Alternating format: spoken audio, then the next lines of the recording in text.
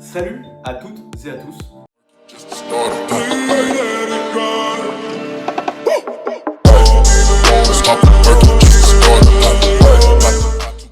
Deux choses avant de commencer cette petite vidéo. Déjà, si vous la regardez, c'est que vous êtes prêts à devenir des petits caviars. Des petits caviars, ouais. Donc bienvenue sur ma chaîne YouTube qui s'intitulera Gold Caviar. Chaîne où il y aura uniquement mon univers, la cuisine, où je vais confectionner, élaborer des recettes avec vous. Deuxième chose, cette coupe dégueulasse, là, ignoble, cette coupe de confiné. Donc désolé, je vous présente mes sincères excuses. Pour cette recette, vous allez avoir les éléments avec un petit récapitulatif qui vont s'afficher.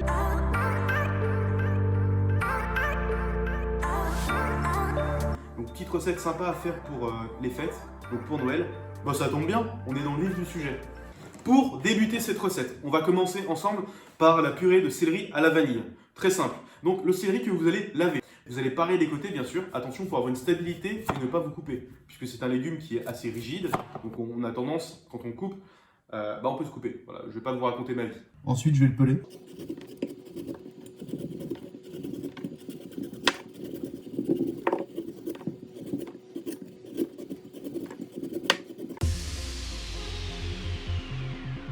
Ensuite, vous allez le couper en deux, faire des tranches.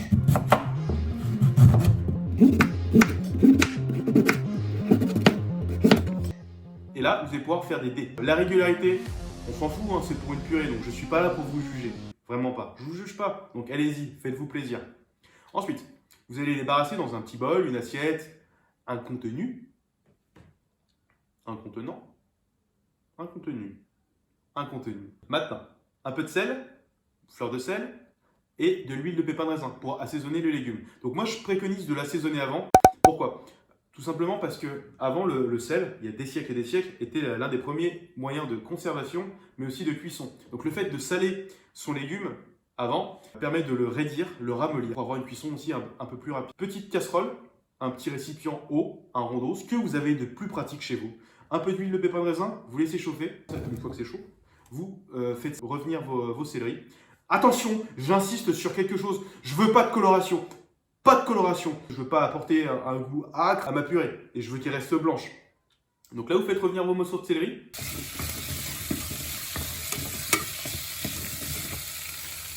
Alors on va les remuer assez souvent parce que je veux pas de coloration. Bien les saisir pour les raidir. Ensuite je cuis à couvert.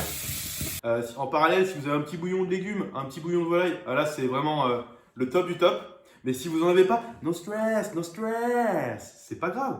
Un petit filet d'eau fera l'affaire. J'apporte du liquide tout simplement pour éviter que ça accroche et qu'on tombe dans la coloration. Vous cuisez bien sûr à couvert. Quand je dis à couvert, c'est que vous mettez un couvercle par-dessus pour que la chaleur soit homogène et surtout qu'elle se concentre. Donc là, le céleri, bien sûr, on a commencé à crémer. On va pouvoir mettre la gousse de vanille qu'on coupe en deux. On récupère les graines avec le couteau et on vient mettre dans le récipient. On va pouvoir mettre la gousse aussi entière pour qu'elle infuse. On va pouvoir venir mixer la purée de céleri dans un blender, un mixeur, ce que vous avez. Moi, une fois qu'elle est mixée, donc j'aime bien rajouter de l'huile de noisette. Donc là, c'est ce qu'on va faire. On rajoute de l'huile de noisette et un peu de vinaigre de xérès pour apporter un petit peu d'acidité. Et vous allez voir, ça va être très sympa, ça apportera de la gourmandise. Donc en parallèle, on va s'occuper de Sa Majesté le homard. Donc petite chauffante, petite casserole, petit rondeau, encore une fois, bien salé qu'on va porter à l'ébullition. Donc Sa Majesté le homard, je vous présente un homard européen de 475 grammes. La qualité. Déjà, le homard est vivant, donc on va le respecter. Prendre un couteau, lui ouvrir la tête pour mettre fin à ses jours et surtout qu'il ne souffre pas.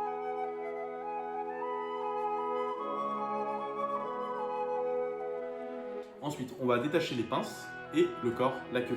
Pour le cuire, moi je vais vous préconiser la règle des 3-2-3. Bon, elle dit comme ça, vous allez dire mais de quoi il me parle? C'est très simple. Le homard a toujours une grosse pince et une petite pince. Donc la grosse pince, on va la cuire 3 minutes. Ensuite, quand le timer aura sonné, on rajoute dans l'eau la petite pince qu'on cuira 2 minutes. Quand le timer sonne, là on rajoute le corps qu'on cuira 3 minutes. Donc là, on aura un homard qui aura cuit 8 minutes. Donc là, j'arrive bientôt à terme de mes 3 minutes de mon timer. Je vais pouvoir maintenant relancer un timer de 2 minutes Et bien sûr, laissez la grosse pince.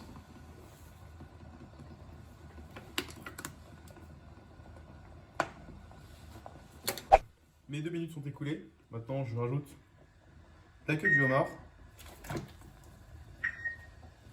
pour 3 minutes de cuisson. Alors, Sa Majesté est bientôt cuite. Je vais pouvoir la sortir de l'eau pour stopper la cuisson.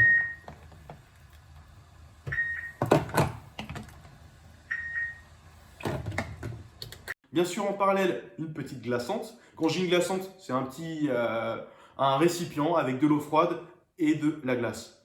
L'idée est de créer un choc thermique. Pourquoi? Pour stopper la cuisson du homard. Parce qu'on ne veut pas tomber dans la surcuisson. Parce que vous le sortez de l'eau, qu'est-ce qui se passe? Il continue de cuire. Donc là, on le met dans une glaçante pour créer un choc thermique et stopper la cuisson. Pour décortiquer le homard, je préconise un rouleau à pâtisserie. D'autres préféreront le dos d'un couteau. Bon, moi, je prends le rouleau à pâtisserie. Donc la pince qu'on va venir couper en deux. Donc il y aura d'un côté le coude et la pince. Donc je vais retirer la partie inférieure de la pince où il y a un cartilage. Donc je vais venir décrocher et détacher tout doucement en faisant attention de ne pas casser la pince. Ensuite avec le marteau, je vais taper dessus. Là. Enfin avec le marteau. Avec le rouleau, je vais taper dessus. Pas comme un bourrin. Hein. On lui pète pas la gueule au homard. Hein. On fait attention, ça reste fragile. Donc on met des petits coups secs. Et ensuite on vient sortir la pince. Très délicat, c'est très fragile. Avec un petit pinceau, je vais venir, vous allez voir qu'il y a une petite pellicule qui s'est formée blanche, une petite membrane, donc ça s'appelle l'exudat. Culinairement parlant, c'est pas intéressant. Donc on va venir l'enlever gentiment. Ah! Je me suis taché. Je reviens, je vais me changer. Allez, j'aime bien dire le mot gentiment, mais je vais pas le répéter, ça va devenir casse. Avec un pinceau, voilà, on vient pinceauter. Non, on va mettre des petits coups de pinceau avec un petit fil d'eau froide pour enlever cet exudat. On va le débarrasser une fois que le homard est bien décortiqué. Le corps pareil, qu'on vient mettre sur une assiette avec un petit absorbant, donc on le réserve au frais. On va pouvoir s'attaquer à la mangue, qu'on va peler à vif.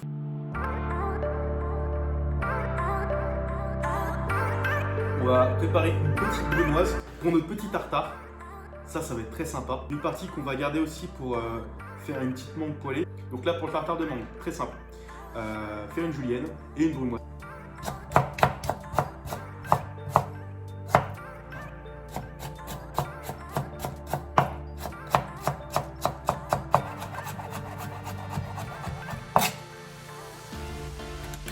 Ensuite, on le débarrasse dans un bol. Mais moi, j'ai pas de bol. Du coup, j'ai pris un verre. C'est un récipient. On va pas me juger, non? Merci. Donc là, on réserve la brunoise de mangue.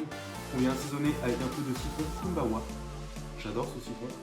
Moi j'ai une microplane, mais après si vous n'avez pas de microplane, très simple, vous pelez le citron, vous enlevez le zeste. Donc le zeste c'est la partie blanche qui va être un peu amère et désagréable. Vous faites une petite julienne et là vous faites une brunoise très fine, vous venez hacher votre zeste et là vous allez pouvoir assaisonner votre tartare de mangue. Bien sûr un petit peu de sel aussi pour cuire légèrement la mangue et que la mangue rende un peu de jus. Et donc c'est dans ce jus qu'il y aura toutes les vitamines et ce sera très intéressant. Maintenant, on va prendre les quartiers de mangue.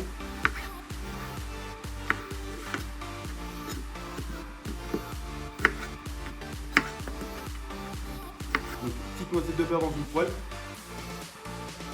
Là, on va venir les saisir. Finition. Juste venir poêler les petits morceaux de mangue avec un petit noisette de beurre. Voilà, là ça change.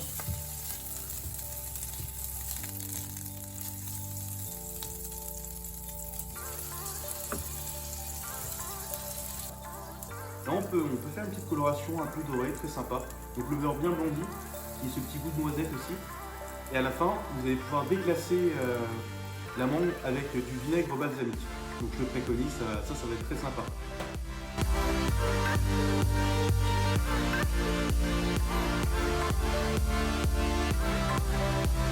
À côté, on va s'occuper de la carmine. Donc la carmine, c'est quoi? C'est tout simplement une endive rouge. C'est une cousine entre la chicorée et la shogia. Donc vous allez les feuiller, laver au préalable, mais ça maintenant, je vous apprends plus rien. On sait tous qu'on doit laver tous les légumes avant de les utiliser. Très important. En porte-pièce. Une partie qu'on va garder, qu'on va juste venir tailler avec un ciseau pour vous donner un petit peu de volume. Et l'autre qu'on va en porte-piécer. Donc je veux des petits disques pas très gros. Après, vous faites ce que vous voulez avec ça. Moi, c'est parce que c'est pour mon dressage à moi. Maintenant, libre à chacun de l'utiliser comme il a envie. Donc, la petite brumeuse de homard que l'on va faire avec la pince, que là, on va pouvoir ajouter à la mangue. Donc, je ne l'ai pas mis en même temps parce que je voulais que mon citron kumbawa et mon sel cuisent un petit peu la mangue pour que la mangue rende son jus. Et j'avais pas besoin de cuire mon homard puisqu'il était déjà cuit. Donc, pour pas surcuire le homard, j'ai préféré assaisonner mon tartare avant. Petite mandoline, maintenant pour faire les petits copeaux de courgettes vertes. Vous pouvez le faire au couteau si vous n'avez pas de mandoline, c'est pas très grave, on fait attention à ses doigts encore une fois, pas de jepper. Ensuite dans une assiette, bien à plat, une sur votre plan de travail, avec un petit film hein, bien sûr, on est propre. Un peu de fleur de sel, un peu d'huile de noisette, après on va l'enrouler pour faire un petit rouleau. La fleur de sel va venir cuire la courgette, donc la ramollir, ce qui va me permettre d'avoir un rouleau qui va se tenir dans l'assiette. Je vais venir ouvrir mon homard en deux. Délicatement. Voilà, là on peut voir qu'on a une très belle cuisson. Donc j'ouvre en deux, déjà ça va me permettre de pouvoir enlever ce petit nerf qui encore une fois culinairement parlant n'est pas du tout intéressant et esthétiquement aussi. Donc là je vais préparer mes morceaux pour mon dressage.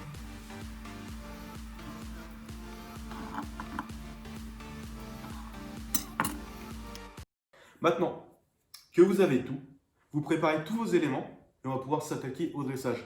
Maintenant, le dressage, libre à chacun de dresser comme il veut. C'est votre identité, c'est votre assiette, encore une fois. Et moi, ce que j'ai envie, c'est que vous vous exprimiez et que vous vous amusez.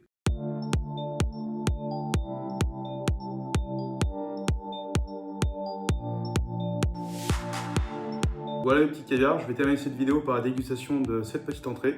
Il y a du croquant, il y a du fondant, vraiment beaucoup de gourmandise. Donc j'ai hâte de goûter. Le petit tartare. Putain.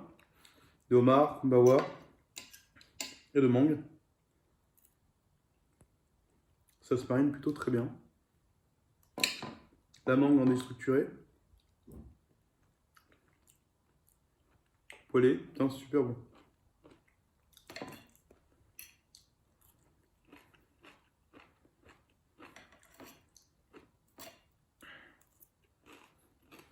Ouais. J'avais qu'une hâte, c'était de goûter le petit homard.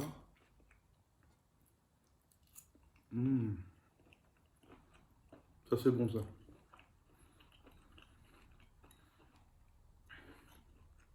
Avec le caviar qui apporte ce petit côté iodé, salin qui vient juste assaisonner le homard. C'est vraiment très bon. On arrive au terme de la petite vidéo. J'espère qu'elle vous aura plu. N'hésitez pas à me laisser des petits commentaires avec des idées de recettes, de challenges que je vais pouvoir faire avec vous. Je suis prêt à relever tous les défis. Et toi, t'en penses quoi ?